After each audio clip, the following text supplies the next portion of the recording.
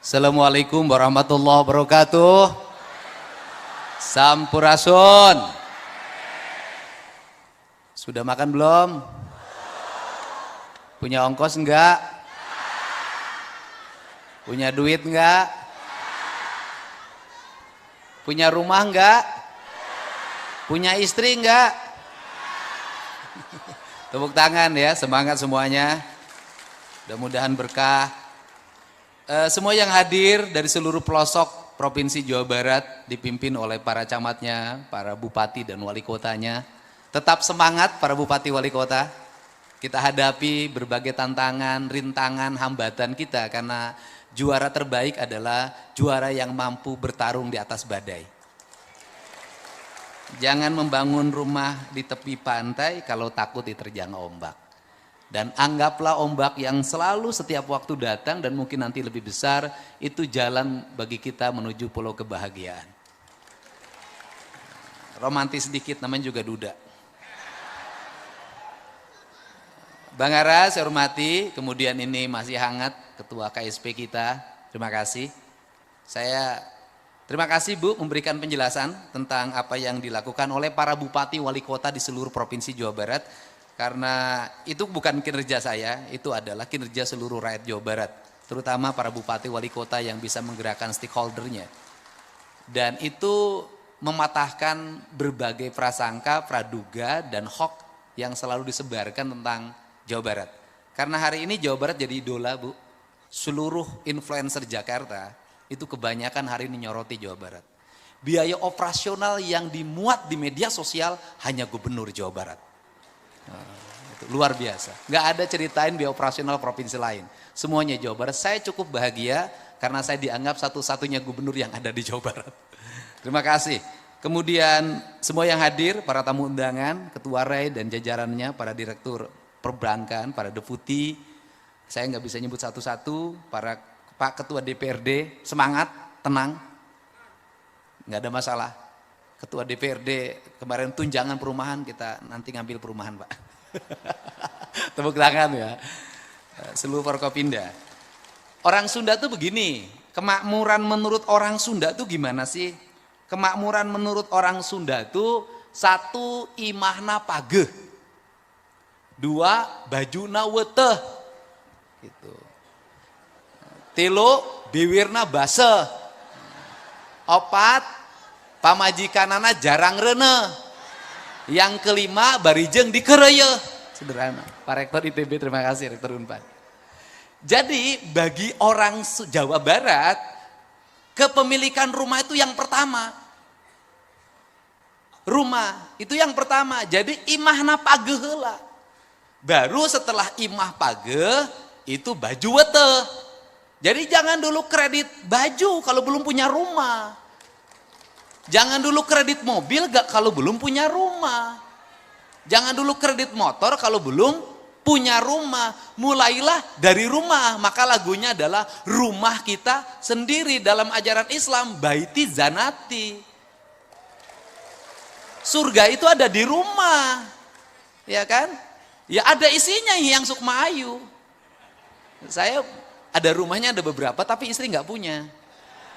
Siapa yang mau isi rumah saya dipersilahkan. Nah itu rumah dulu. Nah sekarang kemudian baru bajunya wete. Setelah bajunya wete baru bibirna base. Apa artinya menikah? Kemudian setelah itu ingat setelah menikah. Istrinya harus berkabe. Ya kan? Jarang rene. Barijeng dikerei tapi suaminya normal. Ya kan, normal tapi tidak beranak terus. Jangan sekali cos jadi. Kan ngomongnya harus begitu. Nah, problem hari ini, saya ngomong tentang kemiskinan, saya ini tukang keliling. Apa yang terjadi pada kemiskinan itu? Pertama anaknya banyak, kedua tidak punya rumah. Di rumah yang sempit itu saya sudah menemukan berapa kasus. Ada orang yang tinggal di rumah petak, anaknya 16. Ada orang yang tinggal di rumah petak, anaknya 11. Ada anak yang tinggal di rumah petak, anaknya 24. Dan anehnya adalah orang yang punya duit itu susah punya anak. Walaupun istrinya banyak, nggak mau beranak. Yang nakal-nakal itu kan istrinya banyak, tapi nggak ada yang anak satupun tuh jadi. Tapi orang-orang nggak berpunya atau prasejahtera itu mudah punya anak. Anak orang kaya susah makannya, harus cari dokter gizi, dicekok dulu. Anak orang miskin pengen makan terus, itu hawanya beda. Jadi hawa orang kaya itu kenyang terus, hawa orang miskin lapar terus. Nah ini kan yang terjadi seperti itu. Nah sehingga negara kan harus nyelesain problem kemiskinan. Negara harus membangun pertumbuhan. Saya sampai sekarang otak saya tetap walaupun nggak pernah sekolah statistik. Saya selalu mengatakan kalau ingin membangun kemakmuran rakyat itu jangan dulu ngomong pendekatan peningkatan pendapatan rakyat. Jangan. Yang harus dilakukan negara itu adalah ngomong bagaimana rakyat keluar duitnya sedikit. Karena saya punya pengalaman sebagai orang desa, ibu saya anaknya 9, kok saya bisa sekolah sih sampai sarjana 9-9-nya? Kok makannya cukup? Kenapa? Karena ibu-ibu kita dulu berhasil memanage rumah tangga dengan sedikit pengeluaran. Yang penting punya beras sama garam, itu udah tenang hidupnya. Sekarang nggak bisa, nggak punya kuota nggak tenang. Gitu loh. Nggak bisa jalan-jalan malam hari, nggak tenang. Ini problem apa sih yang terjadi pada masyarakat Indonesia hari ini, pada masyarakat Jawa Barat? Yang terjadi adalah kajenting tekor asal sohor. Problemnya apa? Kelas menengah bawah ini ingin bergaya seperti tetangganya yang agak atas. Apa yang terjadi? Pinjem. Untuk itu makanya tidak boleh para pejabat memperlihatkan, memposting sesuatu yang tidak terjangkau oleh rakyatnya. Gak boleh. Misalnya cerita, ini saya lagi belanja di Singapura. Gak boleh. Karena pejabat, walaupun duit sendiri. Oh ini saya lagi makan keluarga di rumah makan ini. Itu menimbulkan obsesi. Membuat mereka ingin seperti apa yang dalam video itu. Anaknya, akhirnya hari ini banyak orang kelas menengah bawah tidak masak di rumah, makannya di rumah makan. Nah sehingga akses yang harus dibuka oleh negara hari ini adalah pertama bagaimana rakyat mendapat akses pendidikan. Makanya saya fokus sejak awal memimpin infrastruktur sekolah, SD, SMP, SMA, dan SMK adalah keharusan negara. Makanya saya berani membuka ruang kelas sampai 50. Ini yang penting. Nah, itu yang kedua, mendekatkan siswa pada akses pendidikan. Kenapa? Biaya ongkos mahal, sekolah gratis nggak ada masalah, tapi ongkosnya 30.000. Itu yang kedua. Kemudian yang ketiga adalah menekan biaya pendidikan. Biaya pendidikan itu yang mahal, bukan SPP-nya. Biaya pendidikan itu yang mahal adalah biaya jajannya, biaya modenya, outing class, dan studi tour. Itu yang paling mahal itu studi saya. Sehingga kalau ngomong angka kemiskinan di Jawa Barat terjadi hari ini menurun, itu berkah menurut saya karena hari ini saya melarang studi tour, melarang outing class, dan melarang jajan. Nah, maka gerakan yang berikutnya adalah bagaimana uang yang 10.000 jajan itu menjadi 5.000 untuk jajan, 5.000 investasi. Bagaimana? Anak-anak harus nabung. Semiskin-miskinnya anak Jawa Barat hari ini jajannya masih 5-10.000 saya taruhan. Pemulung anak-anaknya masih 5-10.000. Jadi kalau hari ini ada orang kurang gizi, itu bukan faktor tidak punya uang. Tetapi faktornya adalah tradisi jajan lebih tinggi daripada tradisi memasak di rumah. Mereka lebih senang membeli jajanan yang di sekolah di sekitarnya 5.000 perak dibanding beli telur. Padahal 5.000 itu kalau pagi-pagi direbus dapat telur 2 biji. Nah, sehingga saya kenapa mendorong sekolah pagi jam 6:30. Sesungguhnya lagi merubah masyarakat Jawa Barat mindsetnya untuk apa? Untuk menjadi orang yang merubah pola. Apa sih polanya? Saya kasih tahu nih, rumusnya begini. Kenapa anak-anak itu harus masuk 6:30? Agar mereka bangunnya jam 5. Kalau mereka bangunnya jam 5, maka orang tuanya akan memaksa tidurnya jam 8 sampai jam 9.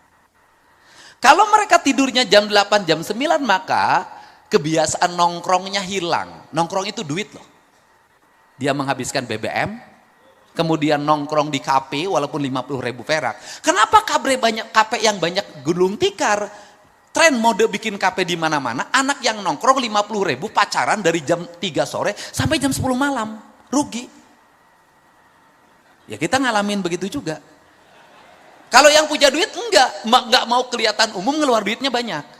Nah, makanya itu didorong untuk dirubah. Yang berikutnya adalah saya meminta membawa bekal ke sekolah bagi mereka yang MBG-nya belum ada. Untuk apa? Membuat tradisi memasak. Jadi tradisi memasak kaum ibu di rumah itu sesungguhnya piranti jalan untuk membangun kesejahteraan rakyat. Tradisi. Nah, dari tradisi ini maka yang kedua adalah layanan terhadap, ini nanti ya berpengaruh pada perumahan. Layanan terhadap kesehatan. Makanya penting ambulan. Makanya Pak Kepala Bapeda, tolong sopir-sopir ambulan itu oleh kepala desanya tidak dilengkapi BBM. Akhirnya walaupun ambulannya ada, ketika berangkat mungut. Dan mereka tidak digaji. Makanya saya meminta sopir ambulan itu dimasukkan menjadi tenaga pemerintah kabupaten dan provinsi. Ini penting loh Pak. Jangan sampai yang nggak ada kerja digaji, yang kerja nggak digaji. Ini di Indonesia itu begitu. Nah, ini harus diakses. Yang kedua adalah bagaimana mereka mendapat layanan di rumah sakit. Nah, apakah layanan di rumah sakit itu masih menyelesaikan BPJS bagi masyarakat miskin? Tidak. Di rumah saya itu setiap hari 50 sampai 100 orang ngantri untuk mendapat bekal operasional. Makanya operasional gubernur diberikan ke sana. Kenapa? Pak, BPJS-nya sudah bisa Pak, kita free. Tetapi Pak, kan selama saya di rumah sakit, suami saya nggak kerja. Berhenti Pak anak di rumah, makannya dari mana? Makanya perlu biaya untuk nungguin. Maka di Bandung, saya sudah meminta kepada Dinas Kesehatan untuk seluruh rumah sakit yang menjadi rujukan dari daerah, kos-kosannya dikontrak oleh Pemprov. Kenapa? Mereka selama nungguin di sini bolak-balik ongkos berapa? Saya tiap hari itu menangani orang yang Pak kemoterapi berangkat dari Bekasi ke Rumah Sakit Hasan Sadikin 750.000. Kemoterapinya nggak bayar Pak, tapi dari rumah menuju. Nah ini hadir lagi, negara hadir lagi menyelesaikan itu. Nah itu kedua diselesaikan. Nah kalau kebutuhan dasar masyarakatnya sudah terpenuhi, pendidikannya sudah free, kemudian negara keras terhadap sekolah untuk anak-anaknya tidak boros jajan, mereka menabung, saya yakin mereka punya masa depan, mereka punya akses rumah. Nah, karena itu maka pada waktu gelombang demonstrasi kemarin, saya sudah punya tradisi dari dulu sejak bupati, saya memutuskan Provinsi Jawa Barat untuk memberikan jaminan bagi seluruh pekerja informal di Provinsi Jawa Barat. Gojek, kuli bangunan, kuli nyangkul, pemulung, pembantu rumah tangga, dan seluruh komponen lainnya yang dia non ASN, non pengusaha, non TNI, non Polri, non anggota DPR. Untuk mendapat asuransi ketenaga kerjaan. Tujuannya apa? Recovery kalau mereka ngojek jatuh dari motor, kakinya patah, di rumah sakit, dia bisa diobatin dan diganti penghasilannya selama di rumah sakit. Karena ini mencegah kemiskinan baru. Nah, maka dalam sistemnya, Kepala Bapeda saya sampaikan, kan sekarang tuh lagi daftar nih orang dari kabupaten dari mana-mana, nanti kerjasama dengan bupati, wali kota. Sistemnya itu harus dimasukin akses terhadap KUR perumahan.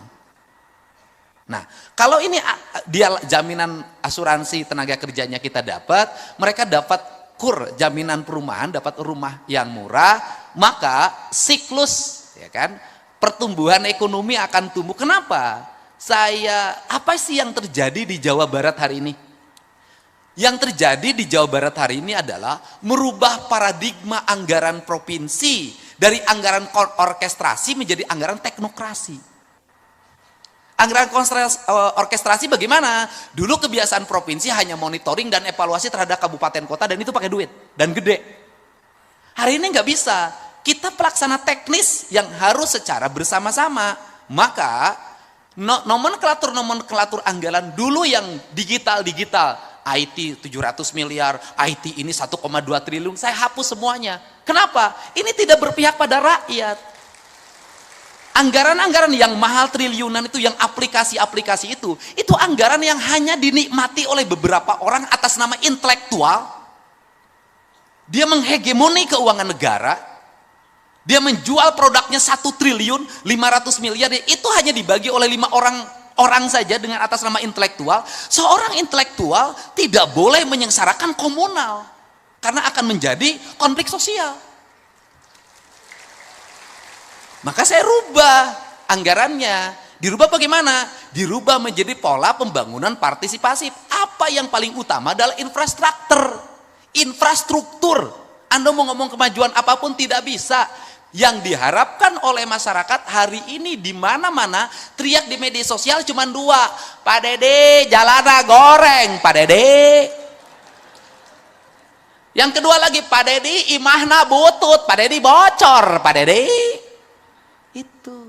Nah, kalau seperti itu, maka anggaran dirombak. Nah, apa sih yang terjadi di provinsi kalau tadi melahirkan pertumbuhan, kemudian lapangan kerja terbuka, merubah, Pak, misalnya begini, dulu di Dinas Pendidikan Jawa Barat, tidak 1 unit bangunan pun teranggarkan. 0. Saya rubah hari ini mendekati 1 triliun. Dulu, anggaran infrastruktur jalan seprovinsi Jawa Barat ini hanya 400 miliar. Hari ini 3 triliun. Dulu anggaran untuk penerangan jalan PJU itu hanya sekitar 20 miliar. Hari ini mendekati 1 triliun. Dulu pasang listrik untuk warga miskin itu hanya 20 miliar. Hari ini 450 miliar. Jadi lonjakan anggaran infrastrukturnya mengalami kenaikan yang sangat tajam, ditambah di tengah-tengah anggaran kita ini nurun, Pak, dari 37 yang dulu anggaran provinsi hari ini menjadi 31. Saya nggak tahu juga dengan dana transfer daerah yang hanya 600 sekian miliar ini nanti kita berapa, karena penurunannya 24%. Nah, apa kemudian yang berikutnya? Instruksi apa lagi yang saya lakukan? Instruksi saya adalah setiap jalan harus ada drainase. Dan drainasenya harus manual. Kenapa saya milih drainase manual dibanding pabrikan?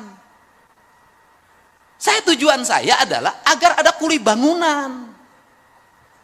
Tetapi masih ada kelemahan, pemborongnya masih akal-akalan.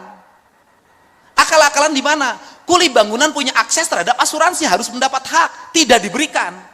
Dan saya ancam semuanya, kontraktor Provinsi Jawa Barat yang tidak mengasuransikan seluruh pegawai kuli bangunannya, saya tidak akan bayarkan kontraknya.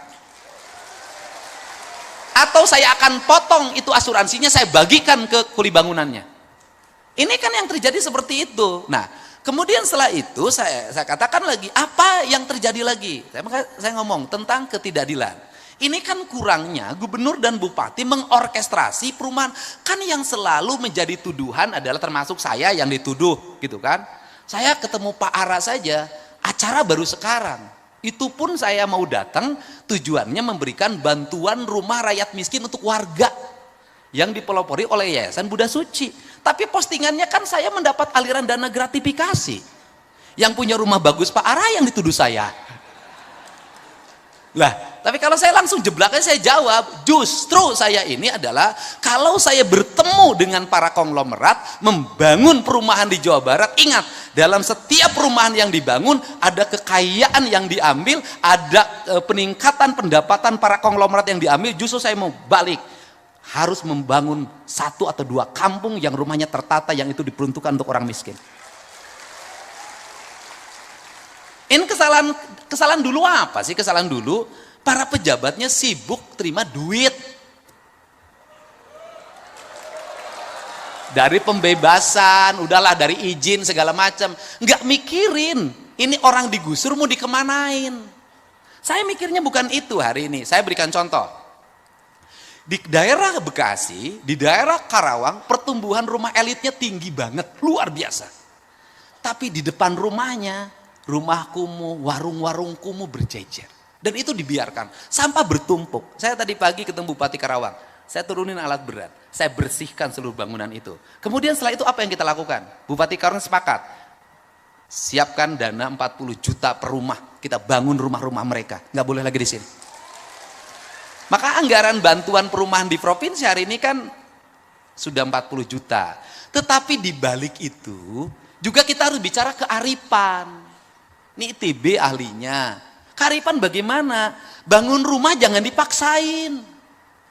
Di Sumedang, di samping kaki bukit dipasang perumahan. Di endak-endak ini rontok.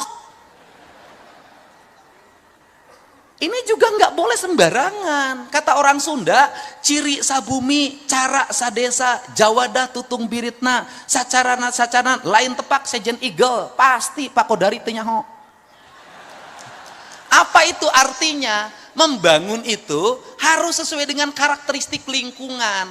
Tanah, air, udara, mataharinya. Saya ngomong itu yang disebut papat kalimat pancer. Sehingga kalau sudah dibangun itu harus pancer, dia kokoh. Nah, makanya dibagilah piranti, mana rumah untuk daerah pinggir pantai, mana daerah rumah pertengahan, mana rumah pegunungan. Maka di konsep provinsi hari ini kita lagi ngembangin rumah bambu.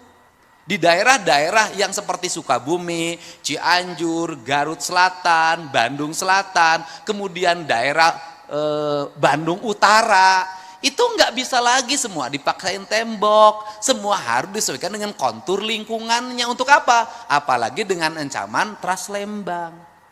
Kan harus kita pikirkan bencana yang akan ditimbulkan dengan itu. Setelah itu maka yang paling berikutnya harus dirumuskan oleh kita adalah membangun brand tentang rumah. Bagaimana brand?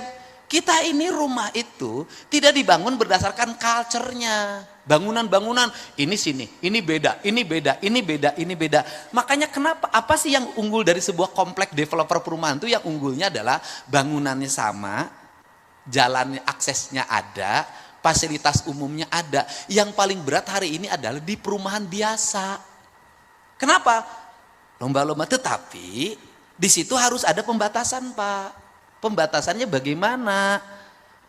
Mereka yang mendapat akses terhadap kredit perumahan tipe 36 itu tidak boleh besok tiba-tiba dirubah perumahannya menjadi tipenya tipe mewah.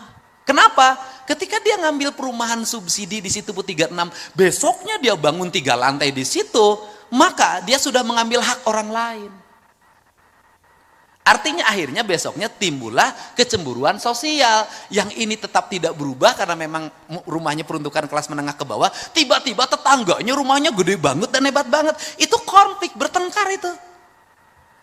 Karena tidak ada satu perasaan dan satu tujuan. Nah, ini yang harus dibangun. Sehingga pada hari ini saya berharap nanti setelah sistem pengelolaan kur perumahan di Jawa Barat ini bisa menyerap 30% dari total kur perumahan nasional, maka implikasinya adalah akan lahir multiplier efek ekonomi. 1, toko bangunan akan laku. 2, sopir yang angkut bahan bangunan hidup. Yang ketiga, kuli bangunan hidup. Yang 4, mandor bangunan hidup. Tukang kayu hidup. Warung Randa biasanya itu yang jualan di bank. Dan ini problemnya di sini, Bang Ara tuh saya tuh tahu problematika yang begini. Apa sih dari kelakuannya ini? Mohon maaf saudara-saudara banyak. Yang kelemahan dari pekerja bangunan itu adalah kelemahannya adalah keterbukaan dan ketidakjujurannya agak dominan. Kenapa agak dominannya? Kontraktor ngerjain mandor, mandor ngerjain kuli. Yang paling korban tukang warung. Korban, Pak. Kan saya nanganin tiap minggu yang begini, Pak. Bagaimana? Kontraktornya ngemplang, kemudian mandornya dikemplang. Karena mandornya dikemplang, mandornya ngemplang kuli. Kuli sekian bulan tidak dibayar. Kulinya pulang, tukang warung mati. Karena selama di kontraktor itu ke warungnya ngutang, Pak. Jadi kalau tidak dibayar, itu tukang warungnya nggak kebayar. Atau terbalik yang kedua, yaitu tukang bangunan yang nakal. Saya tahu kenakalan yang begini, karena saya pernah jadi kuli ngaduk, Pak. Saya tahu, Pak. Saya SMA itu kalau liburan, Pak, saya Bang Ara, saya kalau SMA kalau libur itu 1 bulan, saya selalu ikut kuli di bangunan, Pak. Jadi kalau urusan ngaduk saya nggak bisa ditipu, Pak. Jadi kalau saya ngaduk tidak bisa tipu, diaduk-aduk saya tidak akan pernah tertipu, Pak. Nah, Bagaimana? Yaitu selama di kuli bangunan pacaran sama yang punya warung. Ini kan liku-liku kehidupan, Pak. Pacaran sama yang tukang warung, Pak. Ya kan, tukang warungnya ya cantik lah di antara laki-laki yang ada di situ. Nah, kemudian uang yang dia pakai itu habis, dikasihin terus. Pas mau pulang nggak punya duit. Nanti nyampe ke rumah pura-pura sedih sama istrinya. Ceritanya gimana? Tadi bayar kumandor atau pula-pula kecopetan. Itu seninya kuli bangunan, Pak. Nah, dan yang terakhir, kekuatan inilah yang harus menjadi daya dukung. Yang terakhir kan orang ribut tentang penutupan tambang yang berdampak pada menurunnya produksi tambang untuk kepentingan pembangunan. Sebenarnya saya ini lagi mengatur siklus. Kenapa? Hari ini setiap ada proyek pembangunan selalu dimanfaatin oleh preman. Untuk apa? Mendapat bahan tambang. Ahli tambangnya tidak punya, modalnya cuma sewa alat berat. Ngambil bahan baku di mana-mana. Jualnya sama dengan yang lain yang berizin. Bayar pajak tidak, bayar reklamasi tidak, hanya pinjam alat berat. Mereka tiba-tiba menjadi orang-orang kaya mendadak di berbagai tempat. Tapi uangnya hilang lagi karena besoknya kawin lagi. Saya tahu gitu. Nah, saya ini sekarang lagi membuat regulasi untuk apa? Pembangunan yang di sini, sumber tambangnya dari sini. Tambang di sini yang digeser, setelah tambang apa yang dilakukan. Kemudian ini dengan ini MOU, langsung tidak lagi pakai pihak orang. Kamu kebutuhan tambangnya sekian juta kubik, dipenuhi dari sini, kamu fokus aja melayani ini kontrak. Untuk apa? Mendapat kepastian subsidi, supply, dan tidak mahal. Dan tidak lagi ada calo di sini. Kenapa? Karena bahan bangunan tuh dicaloin. Saya tahu kalau lagi ada proyek pembangunan di sini, maka toko-toko preman di situ ngambil semua. Pasir dari saya, batu dari saya, koral dari saya, semua dari saya. Dan si kontraktor harus tunduk, atau pengembang atau pengusaha harus tunduk pada dia. Akhirnya dia mendapat bahan baku, satu, dikurangi volumenya, dua, harganya dimahalkan, kalau enggak diganggu. Maka saya udah pengalaman yang ini, maka oleh saya dibuat nanti, ini langsung nih kirim ke sini, ini langsung kirim sini. Andai kata pun dia ingin menjadi supplier, maka bahan baku yang disuplainya sudah dari perusahaan tambang ini. Dia tidak bisa ngurangi volume dan dia tidak bisa naikin harga karena sudah ada kontrak harga. Wajarlah untuk bagaimana menghidupi kontraktor lokal, ya kamu dapat sekian nih, ini dari sini, Anda angkutan. Saya tuh bangun itu untuk apa? Saya ingin mendidik masyarakat Jawa Barat untuk tidak boleh untung dari enteng. Setiap orang yang berusaha harus kerja keras dan berkeringat, tidak boleh hanya menjadi jagoan kemudian jadi kaya. Saya nggak mau. Karena nanti orang Jawa Barat tidak kompetitif. Nah kemudian yang terakhir, apalagi problem dari perumahan ini Bang Ara adalah mendapat kepastian developer yang berkualitas dan jujur. Karena seringkali jadi rakyat kecil tuh dikorbanin lagi. Bagaimana? Banyak developer yang bebasin tanahnya tidak lunas. Setelah itu ketika sudah lunas sertifikatnya tidak bisa dibagi. Karena dari induknya belum dipecah. Terus setelah itu apa lagi? Banyak yang sudah masuk uang, bangunannya tidak dibuatkan. Dan korbannya di mana-mana. Nah, untuk itu sudah selayaknya Ray, ini Mas Joko, mengumumkan developer-developer yang memiliki standarisasi berdasarkan penilaian Ray. Ini penting. Kalau yang jujur kayak Mas Joko kan makin banyak. Nah ini ya harus berani. Ini abadnya abad keberanian. Kenapa? Karena Ray bukan hanya melindungi developer.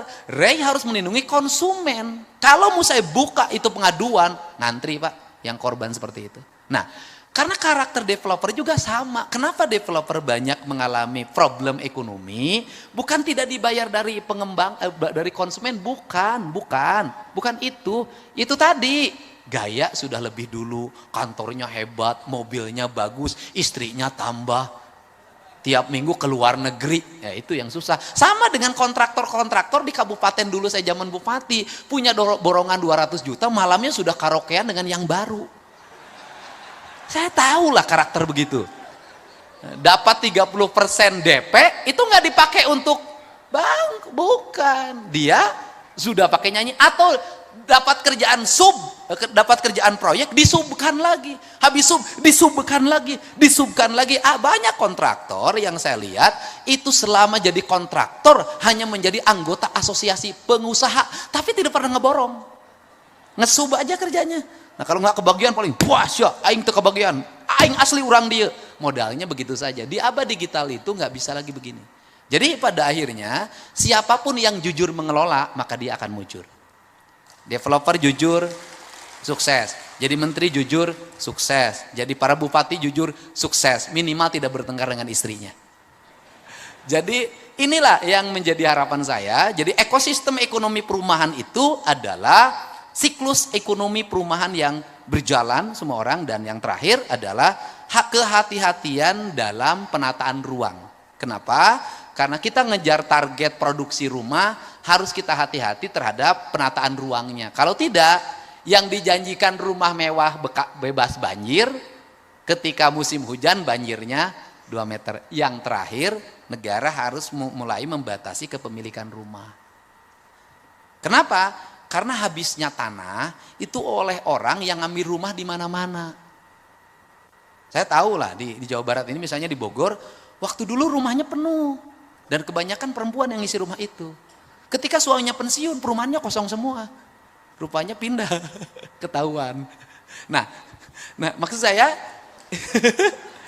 sudahlah gitu. Punya simpanan diambilin perumahan gitulah. Ya udah, susah-susah amat. Ada pengembangan baru tempat ini, ngambil satu buat yang kuliah di sini, buat yang kuliah di sini. Besoknya pensiun, kan nggak ada yang torin rumahnya. Istrinya juga diambil lagi sama yang lain. Nah, ya udahlah. Bapak-bapak kan semua pemain, kan saya pelatih, Pak.